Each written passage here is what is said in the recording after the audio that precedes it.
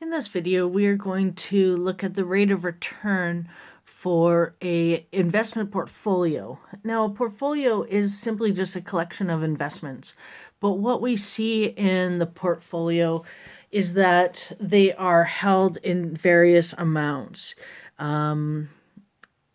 This might be an easy sort of situation if they were all the same amounts. Yes, we could sort of average out the averages.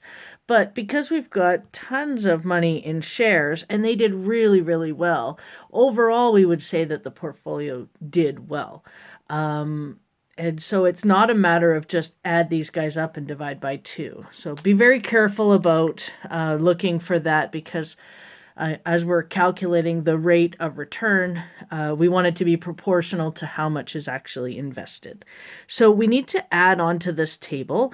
We're going to want to calculate altogether how much is our initial investment. We're going to want to add in a couple of columns here. So the amount of the return or the interest, and the total value of the investment, or even if you want to call it final value of investment, or how much is in the account, basically. So in order to calculate the amount of the return, we're going to do it like a simple interest calculation over 1 year period.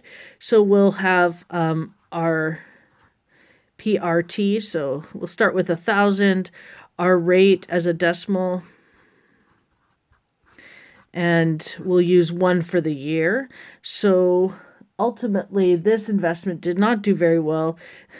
After 1 year, there's $12.50 extra in the account. So if you add 1,000 plus the 12, you'll get $1,012.50 as the final value in the account. Again, the shares did much better, so we're doing 4,000 times 0.08. So decimal form of the rate times 1. So we're going to see an extra $320. That's our return.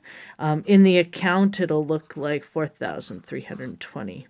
So we can add up those final value of each of the individual investments and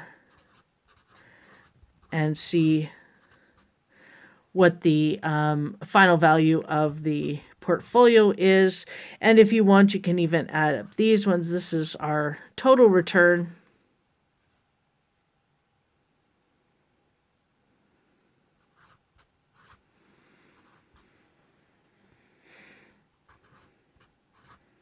That's a 5 there because there's a 50. And so for a calculation, we just want to make sure everything goes in the right place. So our final value, hopefully, is a larger number than we started with.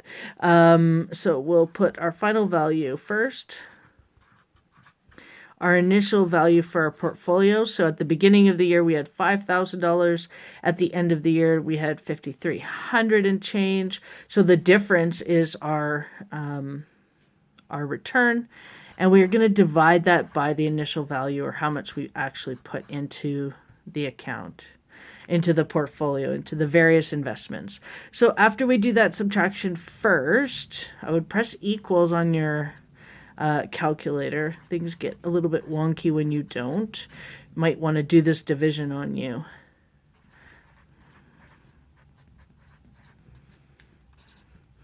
So now we can do the division, divide $332.50 by 5,000, and then finally times it by 100 to change that decimal into a percent. And so we would see an overall rate of return of 6.65% over the full portfolio.